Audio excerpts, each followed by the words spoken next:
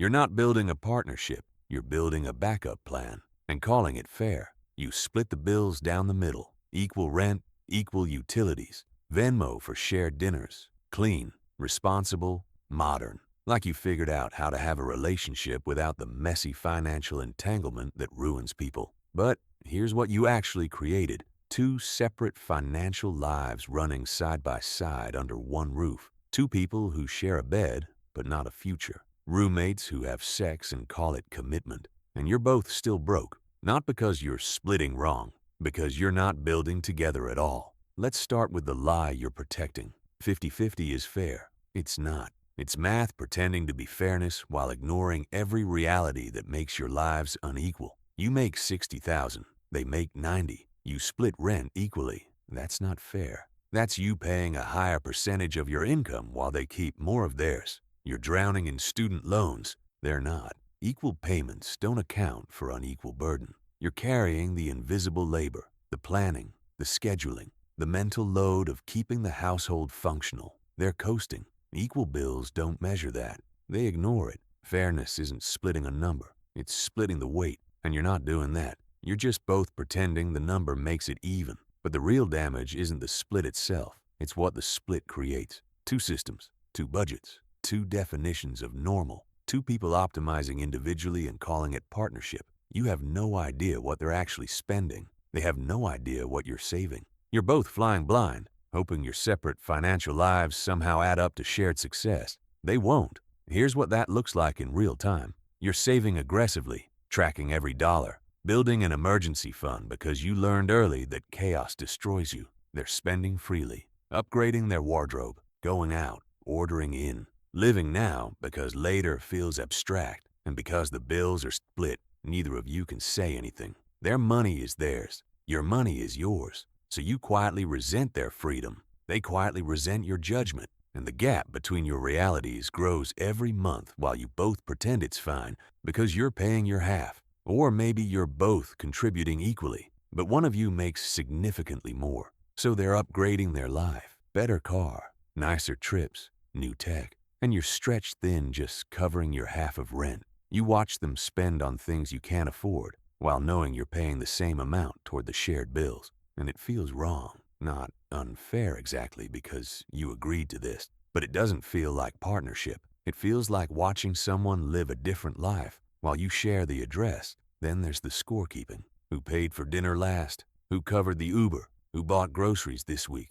You're not partners. You're auditors. Every shared expense becomes a mental tally. Every uneven moment becomes resentment you'll surface 6 months from now during an unrelated fight. You thought splitting bills would eliminate money tension. It didn't. It just gave you a socially acceptable way to keep score while calling it independence. And you're still going broke, both of you, because splitting bills doesn't create efficiency. It creates blind spots so massive you bleed money without seeing the hemorrhage. You have no unified budget, so you don't know what the household actually costs. You're both buying the same things because neither of you is tracking together. Duplicate subscriptions, duplicate purchases, duplicate inefficiencies. Both of you making convenience buys because there's no system. You're running one household like two separate operations. That's expensive. You have conflicting priorities running in parallel. One of you is trying to save for a house. The other is living. For now, one thinks eating out twice a week is normal. The other thinks it's reckless.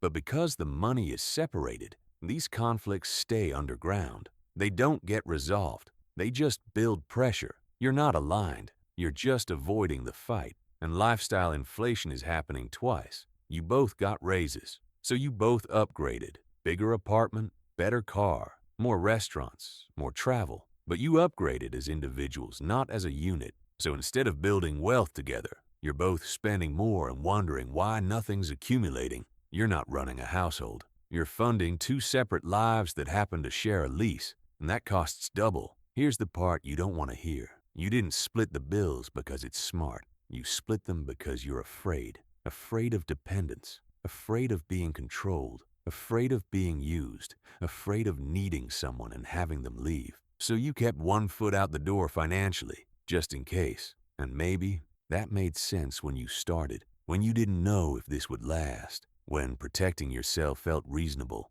But you're years in now, maybe living together, maybe engaged, maybe married, and you're still operating like you need an exit plan. The split bills aren't about fairness. They're about keeping yourself safe from the person you're supposed to be building a life with. You're saying, I don't trust you enough to tie my financial survival to yours. Because if this ends, I don't want to rebuild from zero. So I'm keeping mine, and yours. We'll coordinate on rent. But my future, that's separate. And that fear is killing what you're trying to protect. Because you're not just splitting expenses. You're splitting your life, your goals, your future. You're saying my financial security is mine to build. Yours is yours. And we'll hope they align someday. But they won't. Not without intention. Not without actually merging the thing you're most afraid to merge. Here's what happens over time. You stop talking about money, because talking about money means revealing how differently you're living, how differently you're planning,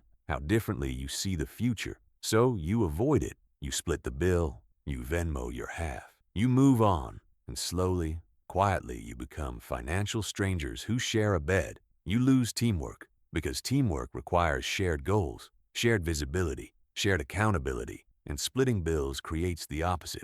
It creates, you do you, I'll do me, and we'll just make sure rent gets paid. That's not partnership. That's coordinated independence. That's two people living next to each other and calling it love. You have no shared financial identity. You're not building wealth as a couple. You're not planning a future as a team. You're two people trying to make it work while keeping your finances as separate as legally possible. And that works fine until it doesn't. Until someone loses a job. Until someone gets sick. Until one of you wants to make a big move and the other can't afford to follow. Until life happens and your carefully maintained separation becomes the thing that breaks you.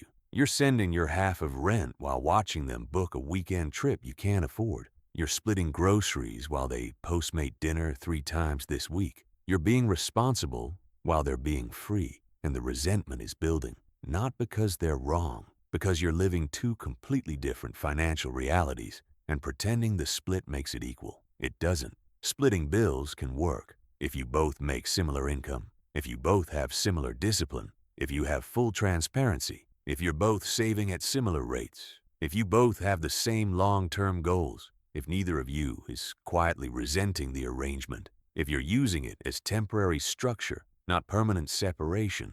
But that's rare, and most of you aren't there. Most of you are using split bills to avoid the scarier conversation about actually trusting someone with your money, about being vulnerable enough to say, my financial future is tied to yours now, and that terrifies me. But I'm doing it anyway. What you need isn't a better split. It's a shared system, joint visibility, joint accountability, joint goals, with personal freedom built inside that structure. Shared bills from shared money, personal spending from personal accounts, full transparency into both. No hiding, no scorekeeping, no separate lives disguised as fairness. You need to see the whole picture, not just your half, because you can't build what you can't see. And right now you're both building in the dark, hoping your individual efforts somehow combine into collective success. They won't. You need to stop treating financial separation as safety. It's not safety, it's distance. With a Venmo transaction covering the gap, you're not protecting your relationship by splitting bills.